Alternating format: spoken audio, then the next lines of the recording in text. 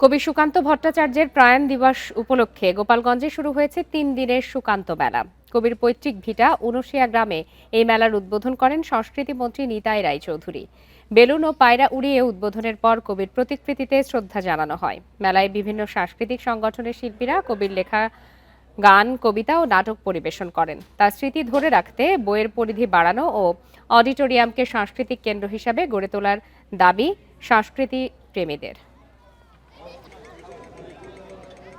হয় মেলাটা, আর আমরা এখানে এই বেচাকেনাই করি। এই চর্চার মধ্য দিয়ে সুকান্তকে গণমানুষের কাছে ছড়িয়ে দিতে হবে। তিনি গণমানুষের কবি ছিলেন। ভোগান্তি ভুলে চলে আসুন রিগালে। ওয়ারেন্টি সহ স্টাইলিশ কালেকশন নিয়ে রেডি রিগাল ফার্নিচার। আমরা এটাকে আমাদের হেরিটেজ হিসাবে আমাদের একটা সাংস্কৃতিক মন্ত্রণালয়ে এটা আমরা অন্তর্ভুক্ত করব। পাবলিক লাইব্রেরি এটা আমাদের সাংস্কৃতিক মন্ত্রণালয়ের অধীন, গণগ্রন্থাগার সাংস্কৃতিক মন্ত্রণালয়ের অধীন।